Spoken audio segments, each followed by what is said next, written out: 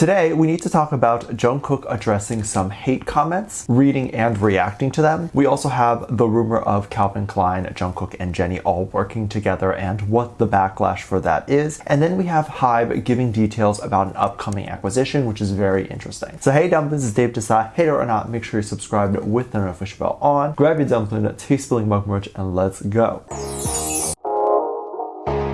There's some younger peeps watching, so if you're unaware, an acquisition in business just means when a company decides to buy another company. This happens all the time and has happened several times with HYBE already. One of the easier ways to grow in business, if you have money, is just to buy another company and become their boss or owner. If you have the money, it's much easier to just get an already established company who basically runs on their own and then just take it over, than to start a new company and grow it from the ground up. It also removes a lot of competition. For example, if McDonald's were to buy Burger King, then McDonald's owners would not need to compete with Burger King anymore. All the money from the customers would go to the same place. HYBE's biggest competitors are likely the other three big K-pop labels, SM, YG, and JYP. And so YG already works with HYBE, so they pretty much got rid of their biggest competitor. And then the biggest BTS competitor, which is Blackpink too. And there's the saying, if you can't beat them, join them. And that's exactly what HYBE did. Now, surprisingly, HYBE is not stopping there. It was believed that HYBE was trying to also get ownership and stock over SM Entertainment, which would be absolutely huge if they were able to pass that. I'm not 100% for all aspects of capitalism, but I am for the idea that the market is free, and if HYBE wants to do an acquisition with another big label and that label agrees, then there's no problem there. None of these labels are struggling, I don't think. So for example, when YG decided to work with HYBE, that was completely their decision and there was no gun to their head. I think this is fine and I'm for that. What HYBE is doing is very smart and it will allow them to reign supreme for many years. Not only that, having big acquisitions like this will allow more doors to open for BTS and allow for doors to open for any artist that decides to sign with HYBE. They will have access to the connections of YG and SM too. While this was just a rumor for a long time that HYBE was planning this, HYBE executive actually came out and talked about this a little bit more recently to say that they are currently reviewing the matters of acquiring SM. So they don't have anything solid going on there, but it's something that they're interested in. HYBE continued to say they're looking to buy SM through the public stock market. This is just buying shares of SM on the stock market. Anyone in Korea can do this, but they may not be able to put in as much money as HYBE can. And if you didn't know, if HYBE buys all of the shares or stocks of SM, they will then own the company. And if you have a majority stakeholder, even if you own 51%, you then likely have a spot on that board of directors chairs, meaning you have sway in which direction the company takes. I know it's a bit general and it's way more nuanced than what I am saying, but this is just to give an idea. If I got it wrong, please let me know. There's many issues as to why it may be difficult for HYBE to just do that now and then just take all of the shares, right? Because theoretically, they can just put $1 billion and just take the company. One of the reasons might be because there simply isn't 51% or more of the company that is for sale. As in, maybe most of the shares, if not all, have already been sold to various amounts of investors, from casual investors that are investing to retire, like maybe parents, or from some K-pop fans just looking to invest to support. And thus, HYBE may not be able to acquire a large stakeholder right now. There's the more private way of acquiring a company, which is just buying it over, which maybe means SM doesn't want to do that right now, or HYBE doesn't have the money to do that. For those who blame HYBE in their quote-unquote greed, either for charging more or just trying hard to grow very fast, I want you to look at the perspective of the people running the company. The main source of revenue for HYBE right now is from investors, and investors are just regular people who maybe have $1,000 to invest, and those people will be mad at HYBE if HYBE doesn't turn a profit every year. Once you go public on the stock market, the amount of money you make from going public is an amount that most people will never even see in their dreams. But from that comes an unimaginable pressure to keep growing the company, or these investors will leave or be mad at you. So much pressure to grow that many CEOs kill themselves. This is not a pressure that you or I would probably ever know in our lifetime. With this, I also highly doubt that the BTS boys really care about what some haters have to say about them. I don't think they have any fears really. When they read a negative comment or something like that, I don't think they really internalize it too much and take it to heart. Then being in the industry for a long time, they also will get to really know themselves. And when someone says something like, "You're ugly" or whatever, they know where they are on the attractive scale, so it doesn't really hurt them. When I get comments like "you're ugly" or "you're dumb," those comments don't really bother me in the slightest. I know where I am on the scale with those things, I don't think I'm the most attractive person in the world, but I'm okay enough to be on camera, which is good enough for me. I also had to formally take an IQ test when I was younger, although an IQ test is not a good representation of intelligence. But anyway, know where you stand and those words can't touch you. Jung Kook did a live stream a long time ago, and then on the stream, he was just making music with the comments from ARMY. The song wasn't anything that was super well produced or anything that would be released as a single, but it wasn't supposed to be. It was supposed to be a fun thing to do with ARMY on a stream. Jung Kook is great at making music. There's no way he thinks he's bad. He might think he isn't where he wants to be, but he knows he's not bad. There was a few alleged comments that were saying that Jung Kook's song was really bad, and using that as an opportunity to mock him, like, oh, he's not as good as we all thought. But this is stupid to say. Him making a song on a stream is just an activity to do. It's like when you go on a date night or go hang out with friends on game night. What exactly is the point of that activity? Nothing. It's just to spend time. It's not about winning every game. It's not about being the best. It's just there to be spending time with the people that you love. That's what Jung Kook was trying to do. But apparently some ARMYs believe that Jung Kook then got a bit insecure because he felt it wasn't good, and then millions of people were listening. And then apparently someone decided to defend Jung Kook and tell the haters to stop. Jung Kook looked at the screen and apparently read that comment and said, "Hey, stop it," out loud, implying that this was also his message to the haters. It's definitely hurtful to see all these comments and think that the person you care about might be hurt. But I don't think Jung Kook is hurt by it. Jung Kook got some more backlash very recently, and so did Jennie from Blackpink. If you're not aware, let me fill you in on what's going on. Jennie recently did a brand deal with Calvin Klein. It initially started in just random promos online, but that quickly turned into pretty much any time you go to an outlet or see Calvin Klein, you will see Jennie's pictures. Jennie is also the face of a couple of different brands, and so many blinks were then saying that if you go into a mall in Korea, you will see her everywhere. They say Blackpink is just models that occasionally release music. Hey, you know what? If that's true, good for them. They're beautiful enough to model and they're talented singers, so they can sing whenever they're able to or YG lets them. But Calvin Klein is the main thing she is known for. She's also posing nude in underwear, and that's plastered everywhere. Recently and allegedly, the creative director of Calvin Klein went ahead and also followed Jung Kook. This was crazy and the internet went insane over this. They were like, oh my god, Jung Kook is going to be naked. There's a lot of fan edits of Jung Kook posing for Calvin Klein, but nothing that is currently real. People were saying that we're all expecting Jung Kook to be naked, but meanwhile he will pose for Calvin Klein completely clothed. The creative director following Jung Kook could either mean that they were thinking about Jung Kook, or the director and Jung Kook had formally met and they did something together already. So maybe Jung Kook was just there to sign a contract, who knows. But this caused a lot of backlash. Immediately people were upset that Jung Kook and Jennie were going to do a campaign together and that Jennie was going to be shooting with Jung Kook naked. And then some ARMYs were slut-shaming Jennie and some were attacking Jung Kook, and nothing is confirmed. We have no idea if this will happen or not. And with the backlash, Jung Kook or Calvin Klein may choose to backtrack and not do it. I wonder how many deals have been stopped due to backlash. Calvin Klein actually tweeted out to say that they will not stand for these terrible things being said, and the comments are filled with people addressing Jung Kook and Jennie. The tweet may or may not be referencing the two idols, but it's likely that it is because the comments are filled with the two idols. But this comment doesn't exactly deny that Jung Kook and Jennie are working together, so the rumor still stands that it could happen. But I doubt if they were to do a campaign with Jung Kook, they would make him work with Jennie. I think the label would advise against that, as they can obviously see how controversial this is. There was another incident which made ARMYs think if this was because of the Jennie and Jung Kook Calvin Klein thing. The only reason the backlash even started was because someone saw the creative director following Jung Kook. So then, interestingly enough, I don't know if it was related, but now when you go to BTS's personal Instagram account, you are no longer able to see who is following them, unlike before. Their following list should probably be private too, but typically they just follow each other, so that's not a problem. But they seemingly either want to stop backlash or they just don't want surprises to be ruined. So do you think Jung Kook will be working with Jennie or working with Calvin Klein? What do you think about Jung Kook's response to haters? And what do you think about the possible acquisition between HYBE and SM? Let me know what you think. Make sure you check out my Patreon for more videos, link down below. Thanks for this lovely comment right here.